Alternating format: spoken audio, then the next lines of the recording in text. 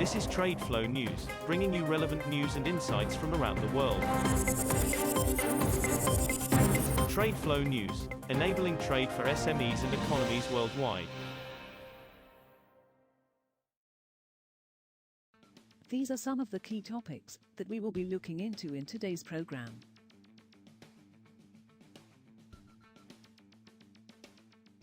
First, let's take a look at the overnight headlines which are impacting the commodity markets.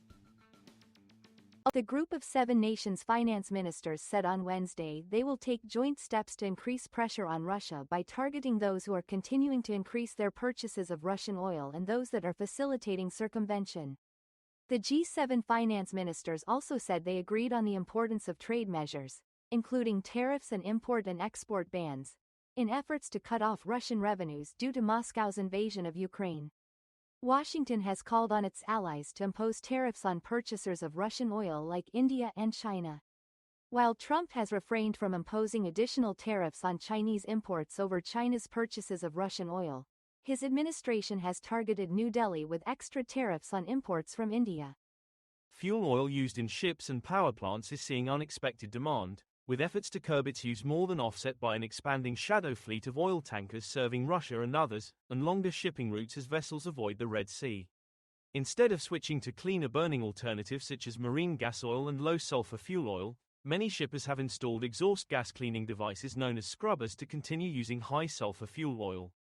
Fuel oil markets have shown remarkable resilience, with demand outperforming expectations due to several key factors, such as still firm power generation demand in the Middle East and Red Sea shipping disruptions because of Houthi attacks, said Royston Huon, analyst at Energy Aspects. Moving on to the top news in the energy sector. The U.S. Department of Energy on Wednesday said it planned to cancel $7.56 billion in financing for hundreds of energy projects that it said would not provide sufficient returns to taxpayers. The department's announcement came hours after White House Budget Director Russell Vought said in a post on X that the administration would terminate nearly $8 billion in climate-related funding in 16 Democratic-led states, including California and New York. The move was part of a broader, $26 billion funding freeze that was unveiled on Wednesday as President Donald Trump followed through on a threat to use the federal government shutdown to target Democratic priorities. Kazakhstan maintained its crude oil production, excluding gas condensate, a type of light oil, at 1.88 million barrels per day (BPD) in September, unchanged from August.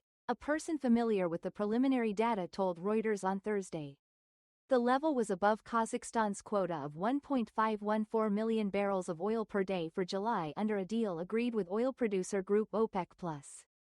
Kazakhstan has for several months been producing above its quotas set by OPEC+, which groups the Organization of the Petroleum Exporting Countries and other producers led by Russia. Next, we have the top news in metal markets. China and Malaysia are in early talks for a project to process rare earths, with sovereign wealth fund Kazakhstan Nasional likely to partner with a Chinese state-owned firm to build a refinery in the Southeast Asian nation, people familiar with the matter said. If the joint venture takes shape, it would represent a significant policy departure for China, the world's top supplier and refiner of rare earths, which has banned export of its processing technology to protect its dominance of the industry. Beijing is ready to swap its technology for access to Malaysia's untapped rare earths reserves, seeking to limit competition from Australian rival Lynas Rare Earths, which has a processing plant in the central state of Pahang. The European Commission will propose cutting steel import quotas by nearly half and hiking duties on volumes above those levels to 50% in line with tariffs imposed by the US and Canada, two sources briefed on details told Reuters on Wednesday. The measures will be part of a new package for the steel sector due to be unveiled on October 7. Stefan Sejourn, the Commission's Executive Vice President for Industrial Strategy, briefed steel associations and unions on Wednesday ahead of the announcement. We will now look at the top news in the agricultural sector. Ukraine's government has developed though not yet launched a mechanism for duty-free exports of rapeseed and soybeans that have been halted due to confusion over documentation, the Deputy Economy Minister was quoted on Thursday as saying. Parliament passed a bill in July imposing the duty on exports of the two oilseed crops with the aim of increasing domestic processing volumes and boosting revenue for a state budget strained by the war with Russia. The law allows duty-free exports for those who export oilseeds from their own production, but does not provide a list of documents required for such shipments. That is all for today's news on commodity markets. Stay tuned to TradeFlow News as we continue to provide you with more updates. We also invite you to follow us on Twitter at TradeFlow News, which allows you to watch our program on your mobile device or desktop to receive information from there.